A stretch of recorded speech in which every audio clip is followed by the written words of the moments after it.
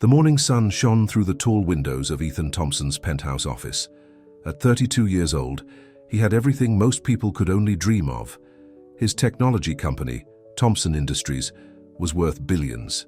He was about to marry Olivia Rothschild, the most beautiful woman in New York's high society, and in just 3 hours, he would be standing at the altar, ready to start the next chapter of his perfect life. But something didn't feel right.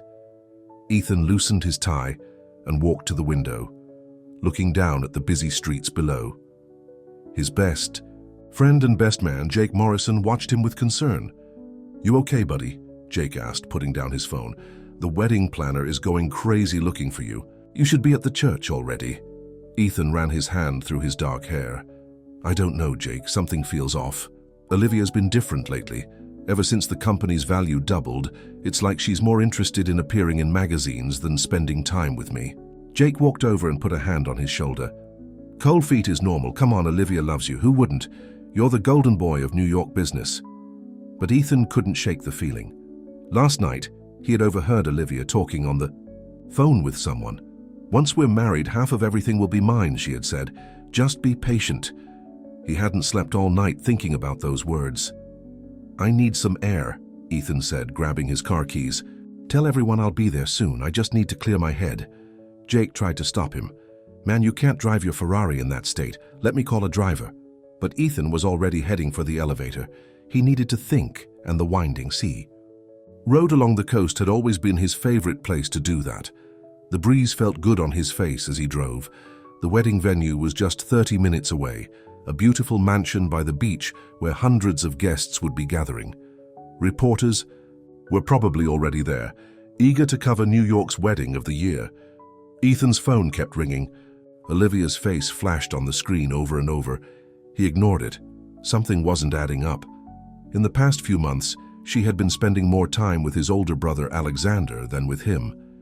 They claimed it was about wedding preparations, but their hushed conversations stopped whenever he entered the room. Lost in thought, Ethan almost missed the sharp turn ahead. A dog suddenly ran onto the road. He swerved to avoid it, but at that speed the Ferrari spun out of control. The world turned upside down as the car flipped over the guardrail. The last thing Ethan saw was the blue sky through the shattered windshield. Then everything went black. At St. Luke's Hospital, Sarah Miller was starting her morning shift. At 28, she had been working as a cleaning lady there for 5 years. It wasn't a glamorous job, but she took pride in it.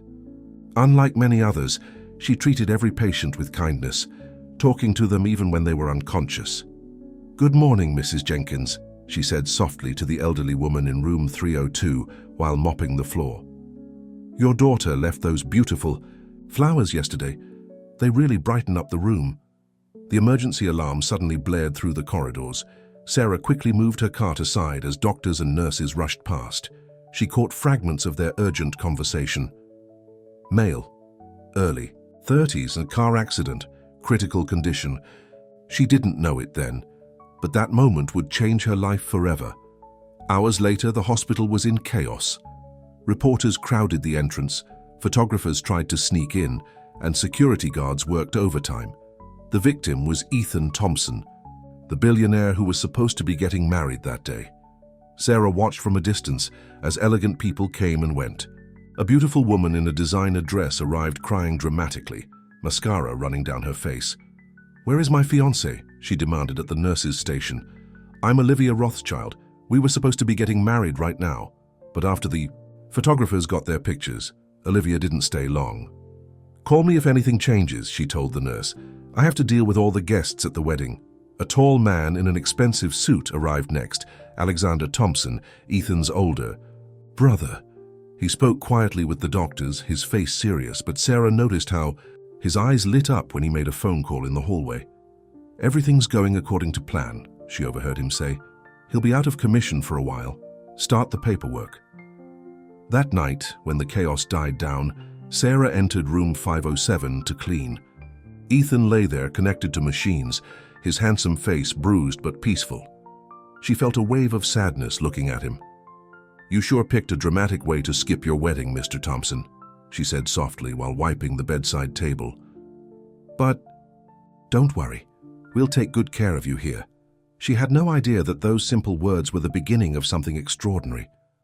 While the world outside buzzed with speculation about the Thompson fortune, while reporters camped outside hoping for updates, and while people plotted in the shadows, a simple cleaning lady would become the most important person in a billionaire's life. Sarah looked back at Ethan before leaving the room. "Sleep well, Mr. Thompson. Tomorrow's another day." In the parking lot, Olivia sat in her luxury car talking angrily on the phone. "This changes nothing," she snapped. "Alexander knows what to do. Soon we'll have everything we wanted. Ethan just made it easier by getting himself into this mess." But fate had other plans. Sometimes the greatest love stories begin in the most unexpected places, with the most unlikely people. And in room 507 of St. Luke's Hospital, an extraordinary journey was about to unfold. Days turned into weeks at St. Luke's Hospital. Sarah developed a routine in room 507. Every morning she would come in early to clean, talking softly to Ethan. While she worked, "The doctors say your vital signs are getting stronger," she told him one morning while dusting the windowsill. "And look, someone brought you fresh flowers yesterday." She didn't mention that the flowers were from his secretary, not his fiancée. Olivia hadn't visited in 3 days, and when she did come, it was always with a photographer in tow. The room had become a stage for an endless parade of people with hidden agendas. Alexander Thompson practically lived in the hospital's conference room, having meetings with lawyers and board members. Sarah noticed how he always carried a briefcase full of papers, talking in whispers with men in expensive suits. One afternoon, while Sarah was mopping the floor outside room 507, she overheard a heated conversation between Alexander and Michael Davis, the owner of Thompson Industries' biggest rival company. "Everything's going according to plan," Alexander said, looking around nervously. "With that old power of attorney Ethan gave me last year, I've already started transferring control of the main subsidiaries." Michael Davis smiled, his grey hair gleaming under the fluorescent lights. "Excellent. Once we merge the companies, we'll control the entire market. Your brother did us a favor by getting into that accident." Sarah's heart raced. She pretended to be focused on her work, but her ears caught every word. "What about the girl?" Michael asked. "Is she still playing her part?" Alexander laughed. "Olivia? She's perfect. As long as we keep promising her a percentage of the company, she'll do whatever we want. She never loved Ethan anyway." Sarah felt sick to her stomach.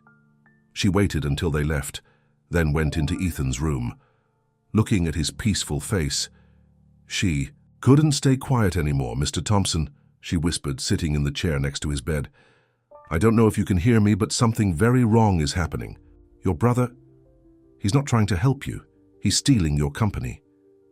From that day on, Sarah started bringing her old radio to work. During her breaks, she would sit with Ethan and play soft music, telling him everything she overheard in the corridors. "The nurses say people in comas can hear everything," she said while arranging his pillows. "So I want you to know you're not alone. Someone needs to look out for you, and I guess that someone is me." Meanwhile, the outside world was changing. Fast. Alexander called an emergency board meeting at Thompson Industries. With his power of attorney and a team of expensive lawyers, he convinced the board that Ethan might never wake up. "As his brother and only living relative, I must take control to protect our interests," he announced, his voice full of fake concern. "It's what Ethan would want." Jake, Ethan's best friend, tried to fight back. "This is wrong," he shouted during the meeting. "Ethan trusted you and you're betraying him." But Alexander had planned everything carefully. By the end of the day, Jake was fired from his position as chief operating officer. Olivia played her part perfectly. She gave tearful interviews to magazines, talking about her endless love for Ethan and how she visited him every day. In reality, she spent most of her time shopping with Alexander's credit cards and planning trips to Europe. "Poor thing," the Society magazines wrote. "Such a devoted fiancé waiting for her love to wake up." Sarah wanted to scream the truth, but who would listen to a cleaning lady? Instead, she focused on taking care of Ethan. She noticed small things others missed. How his fingers sometimes twitched when she read to him, how his breathing changed when she played certain songs. One night, while working late, Sarah found Olivia and Alexander in the hospital garden. They didn't see her behind the large potted plants.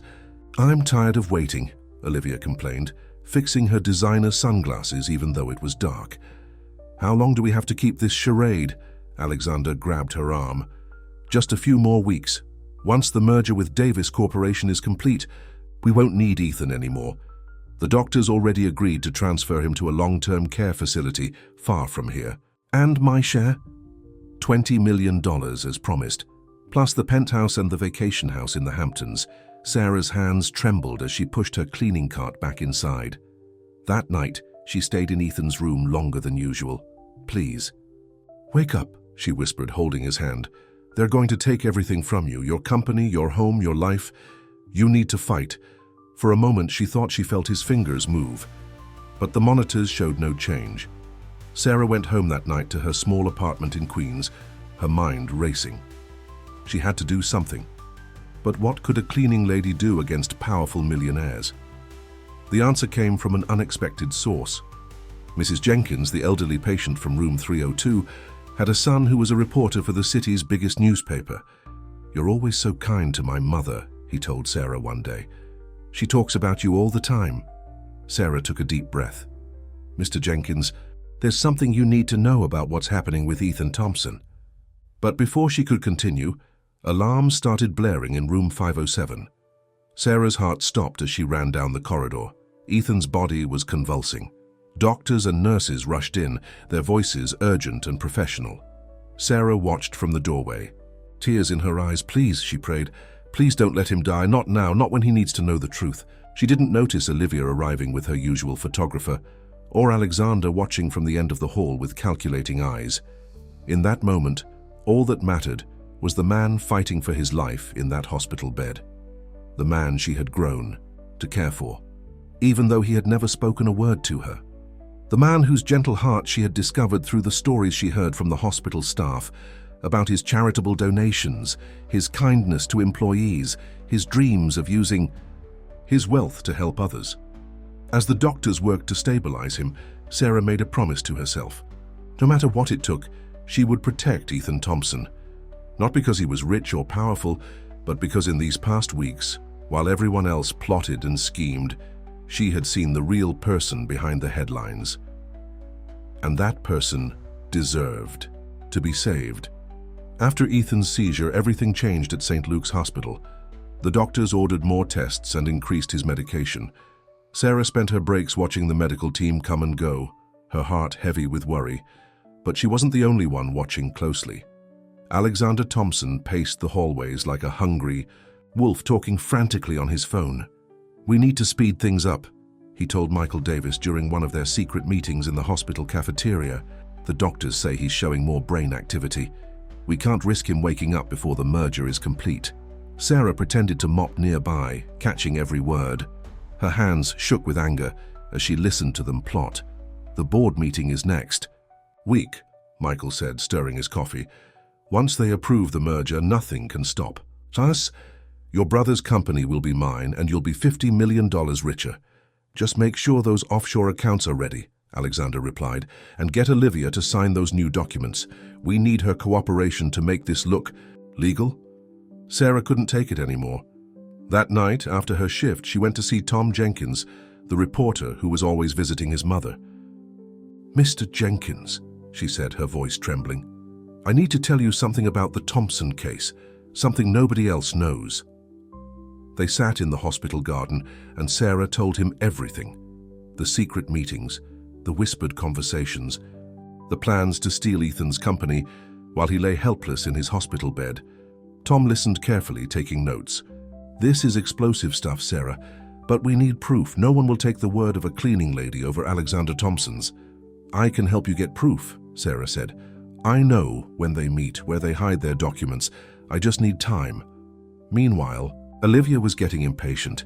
She stormed into Ethan's room one morning, not knowing Sarah was changing the water in the flowers. "Wake up, you stupid man," Olivia hissed at Ethan's unconscious form. "Do you know how boring it is to play the grieving fiancé? I had to cancel my spa weekend because the magazines wanted another photo shoot." Sarah's blood boiled, but she kept quiet, watching Olivia through the reflection in the window. At least Alexander knows how to treat a woman, Olivia continued, checking her makeup in her compact mirror. Once this is all over, we're going to travel the world with your money, isn't that funny? She laughed, a cruel sound that echoed in the quiet room. Then she noticed Sarah and her face changed instantly. "Oh, you poor dear," Olivia said sweetly. "It must be so hard keeping this room clean with all the visitors.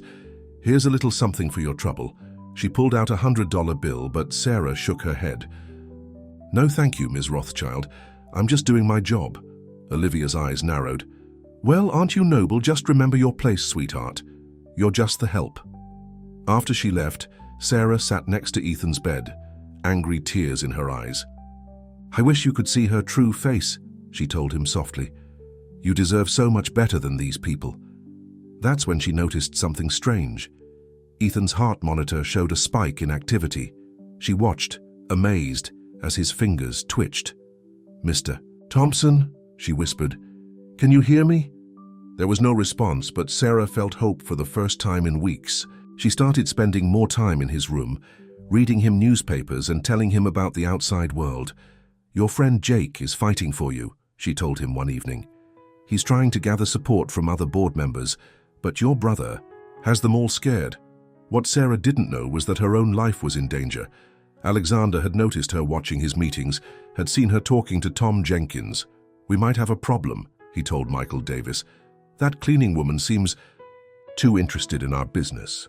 "Then get rid of her," Michael said coldly. "Find a reason to have her fired. Make sure she can't talk to anyone about what she's seen." But Sarah was already one step ahead. She had started recording Alexander's conversations on her phone, hiding it in her cleaning cart. She kept copies of documents they carelessly left behind, noting down names and dates. One night, while working late, she found something that made her gasp. Hidden in a manila envelope that Alexander had dropped was a copy of Ethan's original power of attorney document, with clear signs of forgery. "Got you," she whispered, carefully photographing every page with trembling hands. She was so focused on the documents that she didn't hear the footsteps behind her until it was too late. Well, Alexander's voice made her freeze. "What do we have here?" Sarah turned slowly, clutching her phone behind her back. Alexander stood in the dark hallway, his face twisted with anger. "You know," he said, stepping closer, "curiosity can be very dangerous, especially for someone in your position." "Stay away from me," Sarah warned, backing up toward Ethan's room. "I could have you arrested for stealing private documents," Alexander threatened. "Who do you think they'll believe, a respected businessman or a nosy cleaning lady?" Sarah's heart raced, but she stood her ground. "Maybe they'll believe the evidence I've collected. Every conversation, every meeting, every forged document. I have it all." Alexander's face went white. "You're bluffing. Try me," Sarah said, her voice stronger than she felt. "I've sent copies to people who know what to do with them. If anything happens to me or to Mr. Thompson, everything goes public." They stared at each other in the dim hospital light, neither backing down. Finally, Alexander stepped back. "You have no idea what you're getting into," he snarled. "This is bigger than you can imagine." "No," Sarah replied. "You have no idea what you're dealing with. I won't let you destroy your brother's life." After Alexander stormed off, Sarah sank into the chair next to Ethan's bed, her legs shaking. "I did it," she whispered to him. "I stood up to him, but now we're both in real danger. Please, Mr. Thompson, we need you to wake up. We need you to fight." As if in response, Ethan's fingers moved again, more definitely this time. And somewhere in the darkness of his coma, a voice was getting clearer and clearer. A kind voice that had been his constant companion, telling him stories, warning him of danger, fighting for him when no one else would. The next few days would change everything. But for now, in the quiet of room 507, a simple cleaning lady had become the only thing standing between a good man and those who wanted to destroy him. The morning after Sarah's confrontation with Alexander, everything at St. Luke's Hospital felt different. Security guards she'd never seen before watched the corridors. Men in dark suits followed her as she pushed her cleaning cart. "They're trying to scare me," she told Ethan during her morning cleaning routine. "But I won't let them win, I promise you that." Sarah had made copies of all her evidence and given them to Tom Jenkins, the reporter. She kept one set in a safe deposit box at her bank and another with her sister in New Jersey. She wasn't taking any chances. That afternoon, Olivia came rushing into the hospital, her face flushed with anger. Sarah watched from the nurse's station as she stormed into Alexander's makeshift office. "The magazine called me," Olivia shouted, waving her phone. "They're asking questions about the merger. They know about our meetings with Michael Davis. What's going on?" Alexander grabbed her arm and pulled her inside, but not before Sarah heard him say, "Someone's talking, and I think I know who it is." Later that day, Sarah was called to the hospital administrator's office. Her heart sank when she saw Alexander standing there with a smug smile. "Miss Miller," the administrator said, not meeting her eyes, "we've received some serious complaints about your work. There are also concerns about you spending too much time in patients' rooms, possibly stealing medications." Sarah's face grew hot. "That's not true. I've worked here for 5 years. You know me." "I'm sorry," the administrator said, sliding a paper across his desk, "but we have to let you go, effective immediately." Sarah looked at Alexander, who was watching her with cold satisfaction. "You won't get away with this," she told him. "I know what you're doing to your brother." "Careful," Alexander warned. "Accusations like that could get you in serious trouble. Security will escort you out." But as they led her to clean out her locker, Sarah wasn't giving up. She had one last card to play. That evening, she met Tom Jenkins at a small coffee shop. Far from the hospital, his face was serious as he looked through the evidence she'd collected. "This is dynamite," he said. "The forged power of attorney alone is enough to stop the merger. But we need to move fast. The board meeting is in 3 days." "What about Ethan?" Sarah asked. "I'm worried about what they might do to him now that I'm not there." Tom reached across the table and squeezed her hand. "I've called in some favors. A friend at the district attorney's office is very interested in this case. They're going to assign someone to watch Ethan's room 24/7. But Alexander was moving faster than they expected. The next morning, Sarah got a frantic call from Maria, one of the night nurses she'd befriended. "They're transferring him," Maria said in a hushed voice. "Alexander arranged for Ethan to be moved to a private facility upstate. The ambulance is coming tonight." Sarah's blood ran cold. She knew what this meant. Once Ethan was out of the hospital, anything could happen to him.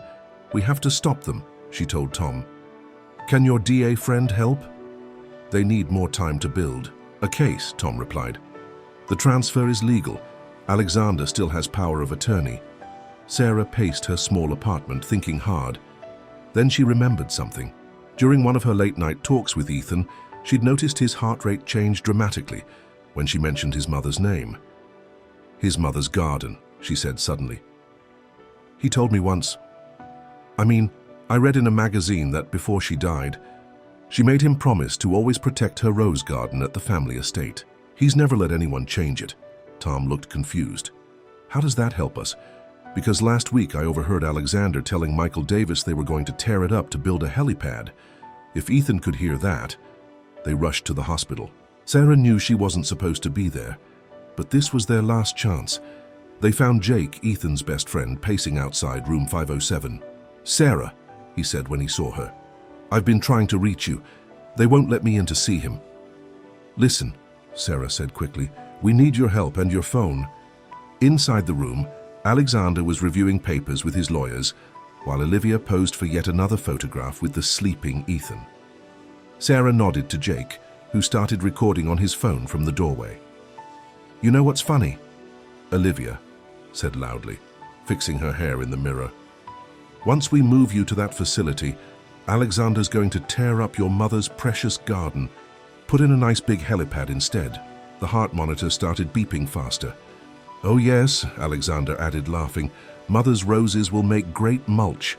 Maybe we'll send you a picture at your new home, if you're still alive to see it." The monitors went crazy. Ethan's fingers twitched, then his whole hand moved, his eyelids fluttered. "Doctor," Sarah shouted, "come quick, he's waking up." The room erupted in chaos. Doctors and nurses rushed in. Olivia screamed and backed away.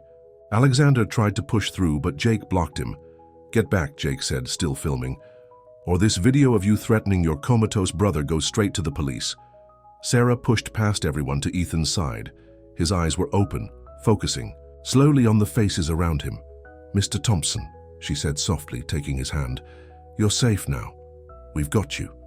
Ethan's fingers squeezed hers weakly. His lips moved, trying to form words. "Shh," Sarah soothed. "Don't try to talk yet. Just rest. Everything's going to be okay." But Ethan was stubborn. His voice came out in a hoarse whisper, but everyone in the suddenly silent room heard him clearly. "I heard everything." Alexander's face went white. Olivia grabbed her purse and ran for the door. The lawyers started gathering their papers. Tom Jenkins stepped forward, holding up his press badge. "Mr. Thompson, I'm a reporter with the Daily Herald. We have evidence of what your brother and fiancé have been planning. Would you like to make a statement?" But Ethan's eyes were fixed on Sarah.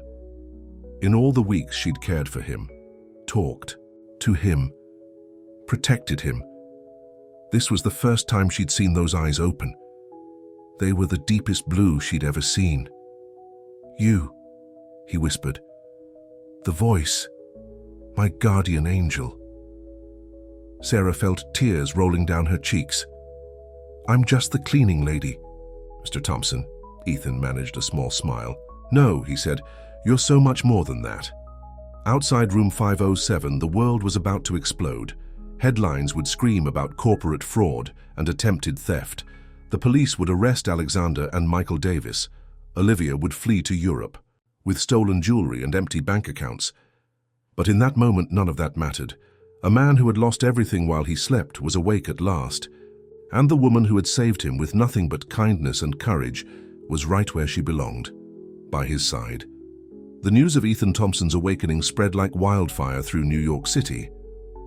Reporters camped outside St. Luke's Hospital, hoping to catch a glimpse of the billionaire who had survived not just a terrible accident, but also his family's betrayal.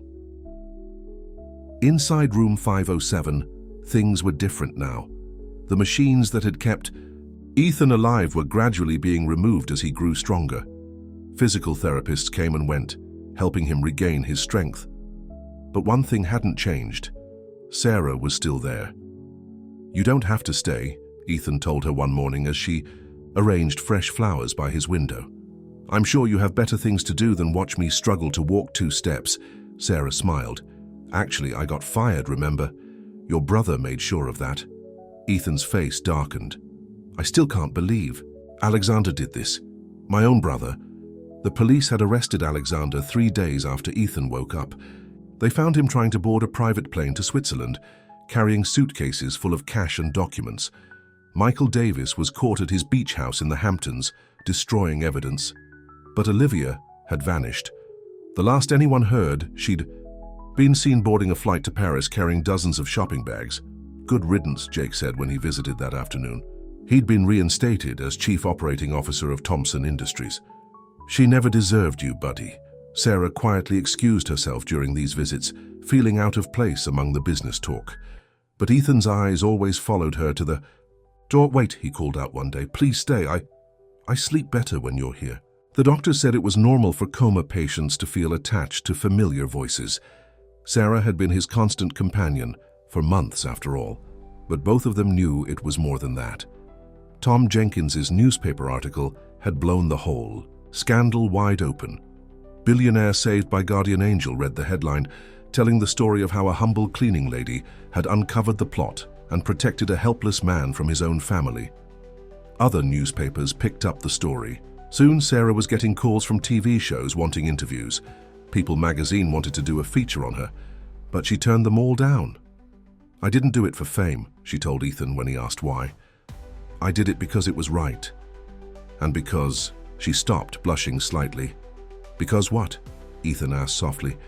"Because I got to know you," she admitted. "Not the billionaire in the magazines, but the real you. Through all those nights of reading to you, talking to you, I learned about your kindness, your dreams, the way you helped people in secret." Ethan reached for her hand. His grip was stronger now after weeks of therapy. "I heard everything," he said. "Every story you read, every warning you gave me, every time you defended me, you were the light in my darkness." Sarah felt tears in her eyes. "I should go. The nurses will be here soon for your evening medications." But Ethan didn't let go of her hand. "Have dinner with me. What? When I get out of here, have dinner with me, a real dinner where I can actually talk back. Sarah laughed, despite her tears. Mr. Thompson.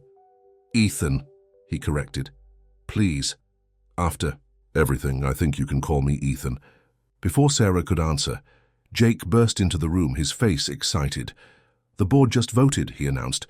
The merger is officially cancelled, and you'll never believe what we found in Alexander's office safe. He held up a stack of papers.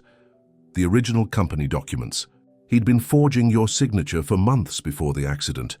The DA says he's looking at serious prison time. Ethan nodded, but his eyes were still on Sarah. She realized she was still holding his hand and started to pull away. Don't, he whispered. Please. That evening, after everyone had gone, Sarah sat in her usual chair beside Ethan's bed. But instead of reading to him, they talked. Really talked, for the first time. He told her about growing up with a brother who always resented him, about his doubts about Olivia that he'd ignored, about his dreams of using his wealth to help others. She told him about her own life, raising her younger sister after their parents died, working multiple jobs to put herself through community, college, finding satisfaction in helping others at the hospital. You know what's funny? Ethan said as the night grew late. All those society parties, all those fancy gatherings, I never felt like anyone really saw me. But you saw me when I couldn't even open my eyes. Sarah smiled. Well, you were. A very good listener. I mean it, he said, his voice serious. You didn't care about my money or my name, you just cared about me. A nurse poked her head in. Visiting hours are over, Miss Miller. She stays, Ethan said firmly. She's not a visitor. She's my guardian angel. Later that night, as the city lights twinkled outside the hospital windows, Ethan finally asked the question that had been on his mind. Why did you do it? Risk everything to help me? You didn't even know me. Sarah thought for a moment. Maybe that's why. Everyone who knew you wanted something from you, but I just got to know your heart. Ethan's eyes filled with tears. Stay with me? Just until I fall asleep. Old habit, you know. Sarah smiled and took his hand. I'm not going anywhere. Outside, reporters still camped out, waiting for the next big headline. The business world buzzed with speculation about the future of Thompson Industries. Lawyers prepared cases against Alexander and his conspirators. But in room 507, none of that mattered. A man who had lost faith in love had found it in the most unexpected place, and a woman who had only wanted to do the right thing had found her destiny. As Ethan drifted off to sleep, still holding Sarah's hand, both of them knew that this was just the beginning of their story. The day Ethan Thompson left St. Luke's Hospital was like a circus. Photographers crowded the entrance, all trying to get a picture of the billionaire who had survived betrayal and come back stronger. But they weren't ready for what they saw. Instead of leaving in a luxury car with a driver, Ethan walked out, holding Sarah's hand. He had insisted on walking the whole way, even though the doctors had offered a wheelchair. The world needs to see I'm back, he told Sarah that morning while getting dressed in regular clothes for the first time in months. And they need to see who made it possible. Sarah tried to protest. I can just meet you at your place later. No, Ethan said firmly. No more hiding. You're part of my life now, and everyone should know it. The cameras went crazy when they walked out together. Reporters shouted questions. Mr. Thompson, is it true your brother tried to steal your company? Are you pressing charges against your ex-fiancée? Miss Miller, how does it feel to be a hero? But Ethan just smiled and held Sarah's hand tighter. As they walked to her old Honda Civic, You sure you don't want me to call a car service? She asked one last time. I want to go home in the car that belongs to the woman who saved my life, he replied simply. Back at Ethan's penthouse, everything looked exactly as he had left it the day of his accident, but it felt different now. Empty. Cold. I can't stay here, he said, looking around at the expensive furniture and artwork that Olivia had chosen. Too many bad memories. Sarah started to say goodbye, but Ethan caught her arm. Have lunch with me, he said. Please, I'm not ready to be alone yet. They ordered pizza and sat on his balcony overlooking Central Park. It was so different from their time in the hospital. Ethan sitting up, eating real food, laughing at Sarah's stories about her crazy neighbor's cats. I never thanked you properly, he said suddenly, putting down his slice. For everything you did. Sarah shook her head. You don't have to. Yes, I do, he insisted. You risked your job, your safety, everything to protect me, and now you're out of work because of it. It was worth it, Sarah said softly. Seeing you healthy again, that's all the thanks I need. Ethan reached across the table and took her hand. Let me help you. You could work for my company, any position you want. But Sarah pulled her hand away. No, I don't want you to feel obligated. I didn't help you to get anything in return. I know that, Ethan said quickly. That's what makes you so special. Everyone else in my life wanted something from me. But you just wanted me to be okay. Before Sarah could respond, Jake burst through the penthouse doors. Sorry to interrupt, he said, not looking sorry at all, but you need to see this. He turned on the huge TV in the living room. Olivia was on a French news channel giving an interview from a luxury hotel in Paris. Poor Ethan, she was saying, dabbing her eyes with a silk handkerchief. He's clearly not in his right mind after the accident. That cleaning woman has manipulated him, turned him against his own family. I only wanted what was best for him. Ethan laughed, surprising both Jake and Sarah. Amazing, he said. I was engaged to her for a year, and I never really knew her. But in those months in the hospital, unable to even open my eyes, I finally saw her true face. Thanks to you, he added, looking at Sarah. Jake cleared his throat. There's more. The police found evidence that Olivia was working with Alexander long before your accident. They were planning this for months. Sarah watched Ethan's face, worried about how he would take this news, but he just smiled. You know what's strange, he said. I'm not even angry anymore. The accident, their betrayal, it all led me to something real. Someone real. He looked at Sarah with such tenderness that Jake mumbled something about meetings and practically ran from the room. I should go too, Sarah said, standing up. You need to rest. Have dinner with me tonight, Ethan said quickly. Not here. There's a little Italian place I know, very private. No reporters, no business talk, just us. Sarah hesitated. Ethan, people will talk.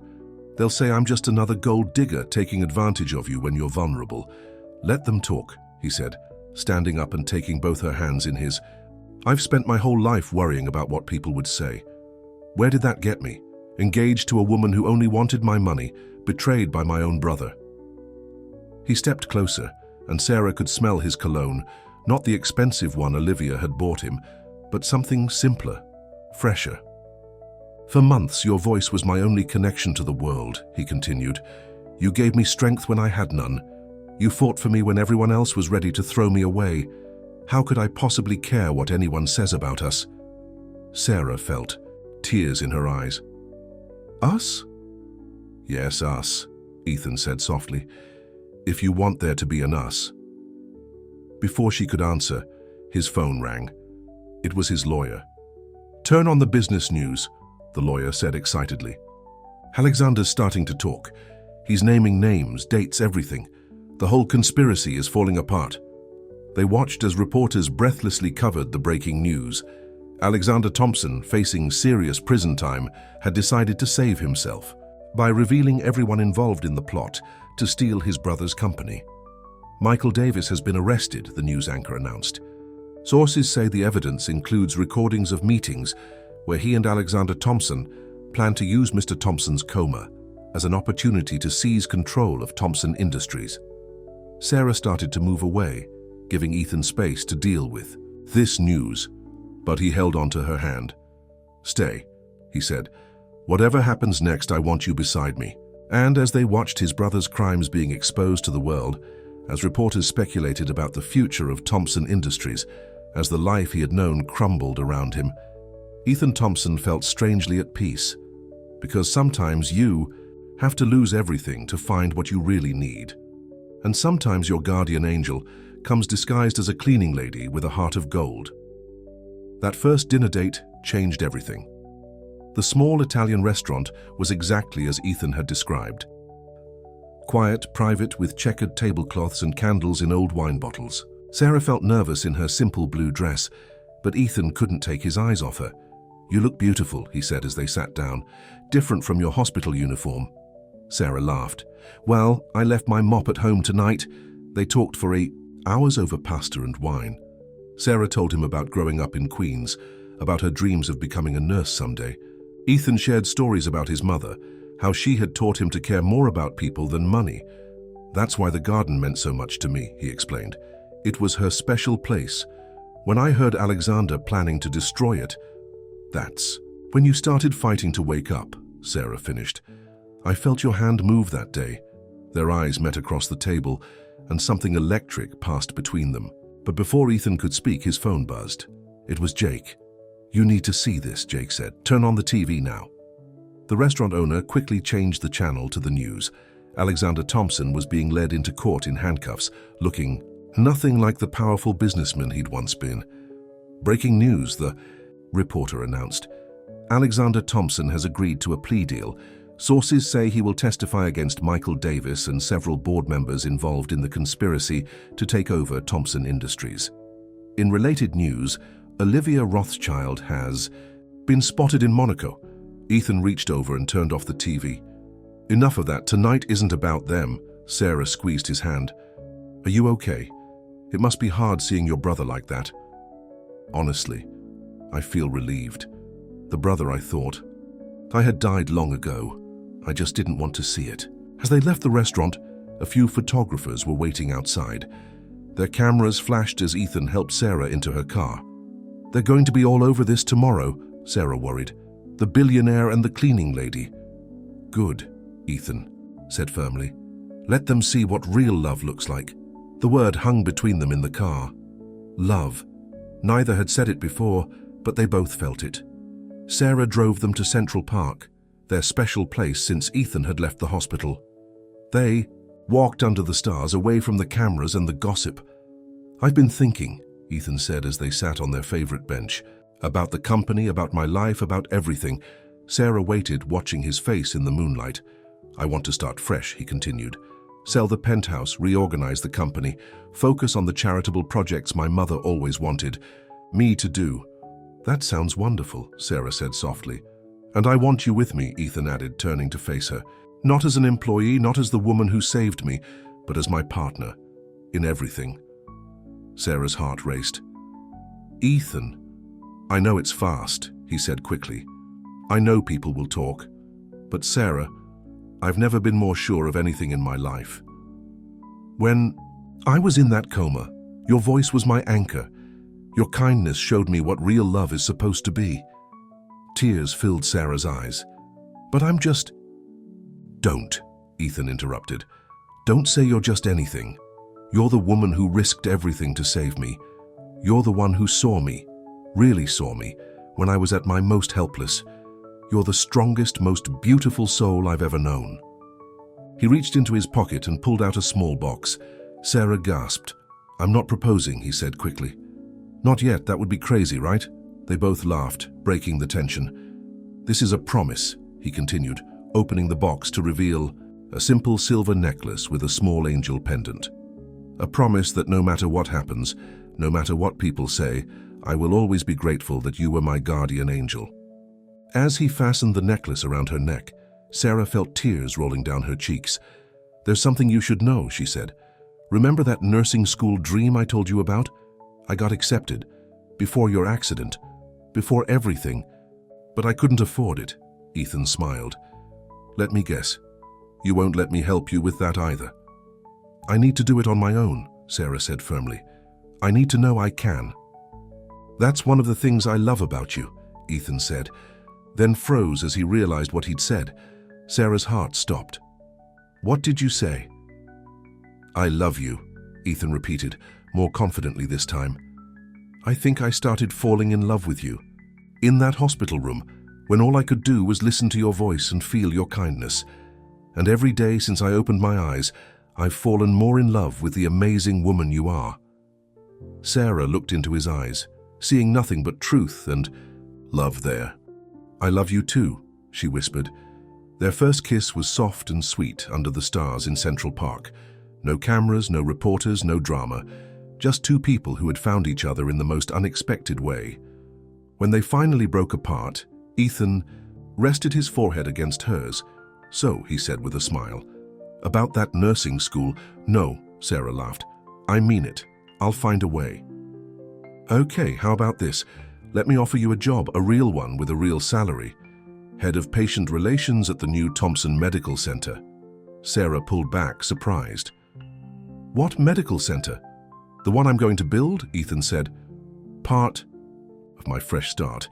My mother always wanted me to do more to help people. What better way than to build a hospital where everyone gets the best care, regardless of their ability to pay? Sarah stared at him, amazed. You do? That? I should have done it years ago, Ethan admitted. Sometimes it takes losing everything to see what really matters. As they walked back to the car hand in hand, neither of them noticed the small crowd of people who had gathered nearby, watching with smiles on their faces. Some had taken pictures, and soon social media would be buzzing with images of the billionaire and his guardian angel sharing their first kiss. But Ethan and Sarah didn't care about any of that. They had found something real in a world of fake smiles and empty promises, and they were just beginning to write their own love story. The photos of Ethan and Sarah's kiss in Central Park were everywhere the next morning. Society magazines that had once featured Olivia's designer outfits now showed pictures of Sarah in her simple blue dress, holding hands with one of New York's most eligible bachelors. Billionaire's Guardian Angel, a real-life fairy tale, read one headline. From cleaning lady to Cinderella. The woman who saved Ethan Thompson's life and stole his heart, proclaimed another. Sarah felt overwhelmed by all the attention. People recognized her on the street now. Some even asked for her autograph. Just ignore them, Ethan advised as they had breakfast in his new apartment. He had sold the penthouse and moved to a simpler but elegant place near the park. They'll find something else to talk about soon. But not everyone was happy about their relationship. That morning, Ethan had a visitor, Regina Blackwood, his mother's oldest friend and a major shareholder in Thompson Industries. Ethan, darling, Regina said, air-kissing his cheeks. We need to talk about this situation. Sarah started to leave the room, but Ethan held her hand firmly. Whatever you have to say, Regina, you can say it in front of Sarah. Regina's perfectly made-up face tightened. Very well. The board is concerned. First, the scandal with your brother. Now this. Romance, the company's image is at stake. The company's image? Ethan repeated coldly. Where was this concern when Alexander and Michael Davis were trying to steal everything? That's different, Regina protested. But dating the help? Really, Ethan? What would your mother say? Sarah felt Ethan's hand tighten around hers. My mother, he said quietly, taught me that character matters more than social status. That kindness is more valuable than money. Sarah showed more loyalty and integrity than anyone in our so-called social circle. Regina wasn't finished. But darling, think about your position, the charity balls, the social obligations. How will she fit in? She already fits in perfectly, came a voice from the doorway. Everyone turned to see Jake standing there looking angry. She fits in because she's real, unlike some people who only care about appearances. Regina gathered her designer purse and stood up. Well, I can see my concerns aren't appreciated, but mark my words, Ethan, you're making a mistake. After she left, Sarah turned to Ethan. Maybe she's right. Your life is so different from mine. Stop, Ethan said firmly. Regina and her kind. They're what's wrong with my world. All they care about is money and status. You care about people. Jake nodded. He's right. And wait until you hear the latest news about the company. He pulled out some papers. Remember those offshore accounts Alexander set up? We found something interesting. He wasn't just stealing from you, he was stealing from the shareholders too, including Regina Blackwood. Ethan laughed without humor. No wonder she's so concerned about the company's image. She's trying to save herself. But Sarah was quiet, thinking about Regina's words. Later that day, she visited her old friend Maria at St. Luke's Hospital. I don't know if I can do this, she confessed as they had coffee in the hospital cafeteria. His world is so different from mine. Maria shook her head. Girl, I saw how that man looked at you even when he was in a coma. His heart rate would change. Just hearing your voice, that's real love. But the parties, the social events, and so what? Maria interrupted. You saved his life, his company, everything. You did it without wanting anything in return. That's worth more than knowing which fork to use at fancy dinners. Sarah touched the angel necklace Ethan had given her. I love him so much, Maria. I'm just scared of letting him down. The only way you could let him down is by giving up on your love because of what some snobby rich people think. That evening, Ethan had another surprise for Sarah. He took her to a construction site on the outskirts of Queens. What is this? She asked, looking at the empty lot. Ethan smiled and unrolled some blueprints. This is the future site of the Thompson Medical Center. And look at this. He pointed to a beautiful garden design in the center of the complex. My mother's roses, he explained. I'm having them transplanted here.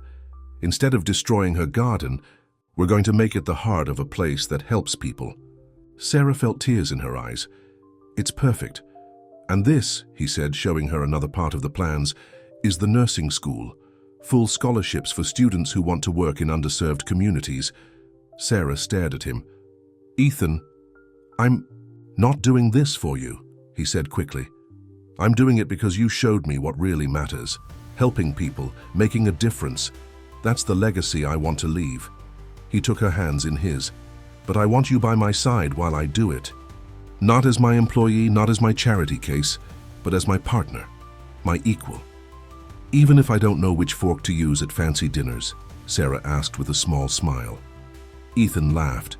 I don't care about forks. I care about you, about us. Just then, his phone rang. It was his lawyer again. Turn on the news, the lawyer said excitedly. Alexander's testimony just implicated Regina Blackwood. She knew about the scheme all along. She was getting a cut of the stolen money. They watched the news on Ethan's phone. Regina was being led out of her mansion in handcuffs, screaming about her reputation. Well, Ethan said, putting his phone away. I guess we won't have to worry about her opinion of our relationship anymore. Sarah leaned against him, looking at the empty lot that would soon become a place of healing and hope. You know what this reminds me of? She said softly. What? All those nights in your hospital room when I would read to you. Remember the story about the phoenix? How it rises from the ashes, more beautiful than before? Ethan pulled her close. That's us, rising from the ashes of betrayal and lies, building something real and meaningful. As the sun set over Queens, casting a golden light over the future site of their medical center, Ethan and Sarah stood together, planning their future. They had overcome so much: family betrayal, social prejudice, their own fears and doubts. But love, real love, had won in the end, and their story was just beginning. 6 months had passed since that evening at the construction site. The Thompson Medical Center was taking shape, its modern buildings rising against the Queen's skyline. But today, all eyes were on a different kind of construction, the restoration of Ethan's mother's rose garden at the heart of the complex. Sarah watched as workers carefully transplanted the precious roses, each one a piece of Margaret Thompson's legacy. Ethan stood beside her, his hand warm in hers. Mom would have loved this, he said softly. She always said her roses should bring joy to more people. The past months had been a whirlwind. Alexander's trial had ended with a 20-year sentence for fraud and conspiracy. Michael Davis had plea bargained for 15 years. Regina Blackwood and several board members were awaiting their own trials. Olivia had finally been found in Switzerland, living under a false name. The police discovered she had stolen millions in jewelry and cash before fleeing. Now she was being extradited back to New York to face charges. But none of that mattered to Ethan and Sarah anymore. They were too busy building their new life together. Sarah had started nursing school, insisting on taking evening classes so she could work during the day. Ethan had respected her wishes, watching proudly as she earned her way through school while helping plan the medical center. I got my test results back, she told him, as they walked through the half-finished garden. Top of the class, Ethan beamed with pride. Of course you are. You're the most determined person I know. A camera crew from the local news was filming nearby. They had been covering the medical center's progress, especially after the story about its unique mission went viral. Mr. Thompson, called out a reporter. Can you tell us about the scholarship program? Ethan squeezed Sarah's hand. Actually, Sarah can explain it better. It was her idea. Sarah had grown more confident dealing with the media. She stepped forward and smiled. The Thompson Nursing Scholarship will cover full tuition for 50 students each year, she explained. The only requirement is a commitment to work in underserved communities after graduation. We want to help people who dream of helping others. The reporter nodded approvingly. And is it true that you yourself are one of the first students? Yes, Sarah said proudly, but I don't have a scholarship. I'm doing it on my own. Later that evening, they had dinner at their favorite Italian restaurant, the same one from their first date. The owner, Marco, greeted them warmly. "My favorite customers," he exclaimed. "Your usual table is ready." As they sat down, Sarah noticed Ethan seemed nervous. He kept checking his phone, fidgeting with his napkin. "Is everything okay?" she asked. "You're acting strange." "Everything's perfect," he said quickly. I need to ask you something." Sarah's heart skipped a beat. "Okay. Remember when I gave you that angel necklace? I said I wasn't proposing yet because it would be crazy." Sarah nodded, touching the necklace she always wore. "Well," Ethan continued, "I've had 6 months to think about it. 6 months of loving you more each day. 6 months of knowing that you're the best thing that ever happened to me." He reached into his pocket and pulled out a small velvet box. Sarah's eyes widened. "I had this whole speech planned," he said with a nervous laugh, "about how you saved my life, my company, my soul, about how you taught me what real love is, about how you make me want to be a better man." Tears were rolling down Sarah's cheeks. "Now, but sitting here," Ethan continued, "all I can think is how I want to spend the rest of my life with you, not because you were my guardian angel, but because you're Sarah. Strong, kind, amazing Sarah." He opened the box to reveal a beautiful but modest ring. Not the flashy diamond Olivia would have demanded, but a delicate vintage piece that had belonged to his mother. "Mum gave me this before she died," he explained. "She said to save it for someone special, someone with a beautiful heart." Sarah couldn't speak. Her hands were trembling. "Sarah Miller," Ethan said softly, "will you marry me?" The restaurant had gone completely silent. Marco and his staff watched from the kitchen doorway. Even the other diners were holding their breath. Sarah looked into Ethan's eyes. Those blue eyes she had watched open for the first time in room 507, the eyes that now held all her hopes and dreams. "Yes," she whispered. "Yes, I'll marry you." The restaurant erupted in cheers. Marco brought out champagne for everyone. Somewhere a violin started playing. As Ethan slipped the ring onto her finger, Sarah noticed it fit perfectly. "How did you know my size?" she asked. Ethan smiled. "I had help. Maria from the hospital. She's been keeping your mother's ring safe. All these months I wanted to size this one to match," Sarah gasped. "My mother's ring, but I lost it years ago." "I didn't lose it," Ethan explained. "You left it at the hospital one day while cleaning. Maria kept it, waiting for the right time to return it. When I asked for her blessing to propose, she told me about it." Fresh tears filled Sarah's eyes. "You asked Maria for her blessing? Of course, she's your family, and speaking of family." The restaurant door opened, and Sarah's sister Julie walked in, followed by Maria and Jake.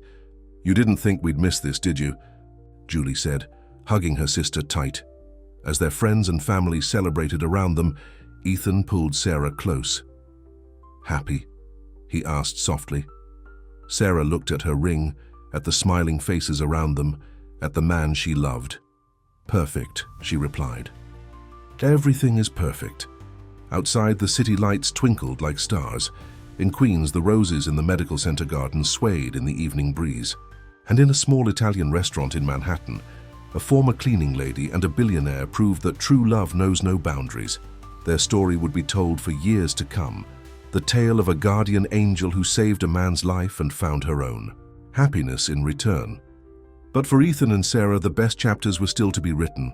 The morning of Ethan and Sarah's wedding dawned bright and clear, but they weren't getting married in a fancy cathedral or an expensive hotel. Instead, they chose the garden at the Thompson Medical Center. Now in full bloom, Margaret Thompson's roses creating a natural cathedral of flowers. Sarah stood in one of the hospital rooms that had been converted into a bridal suite, looking out at the growing crowd. Medical staff in their uniforms mingled with business executives in expensive suits. Patients who were well enough to attend sat in wheelchairs, brought down by smiling nurses. "You ready, sweetie?" Maria asked, helping Sarah with her veil. The dress was simple but elegant, nothing like the overly fancy one Olivia had chosen for her cancelled wedding. "I've never been more ready for anything," Sarah replied, touching her mother's ring, which she now wore on her right hand. Just then, Julie burst into the room, her face excited. "You'll never believe who's here." "Who? Mrs. Jenkins, remember, from room 302? Her son wheeled her in himself. She says she wouldn't miss her favorite cleaning lady's wedding for anything." Sarah felt tears threatening to ruin her makeup. These were her real people, the patients she had cared for, the staff she had worked with, the ordinary folks who had become her family. Meanwhile, in another room, Ethan was adjusting his tie when Jake walked in. "Last chance to run," Jake joked, then grew serious. "You know, when you were in that coma, I prayed every day for a miracle. I never imagined the miracle would come wearing a hospital uniform and carrying a mop." Ethan smiled, remembering those days that he could only hear and feel. "She saved more than my life, Jake. She saved my soul." A knock at the door interrupted them. Tom Jenkins, the reporter who had helped expose Alexander's scheme, poked his head in. "Sorry to bother you," he said, "but I thought you should know. Olivia's trial ended this morning. Guilty on all counts. She's going away for 10 years. Ethan nodded, but his mind was elsewhere. The past didn't matter anymore. His future was waiting for him in a white dress. The garden was transformed. Rows of chairs faced an arch covered in Margaret's roses. The fountain at the center had been restored, its gentle splashing creating a peaceful backdrop. Signs for the Thompson Medical Center gleamed in the morning sun, promising hope and healing to all who entered. The guests settled into their seats. On one side sat the business world, board members who had remained loyal, employees who had stood by Ethan during the crisis. On the other side were Sarah's people, hospital staff, former patients, neighbors from Queens. But today there was no division between their worlds. The music started, not the traditional wedding march, but the same soft song Sarah used to play on her little radio during those long nights in room 507. Julie walked down the aisle first, followed by Maria. Then everyone stood as Sarah appeared, holding a bouquet of roses from Margaret's garden. Ethan felt his heart stop. She was more beautiful than any society debutante, more precious than all his wealth. She was his miracle, his guardian angel, his love. As Sarah walked toward him, she passed familiar faces. Mrs. Jenkins wiped tears from her eyes. Marco from the Italian restaurant beamed proudly.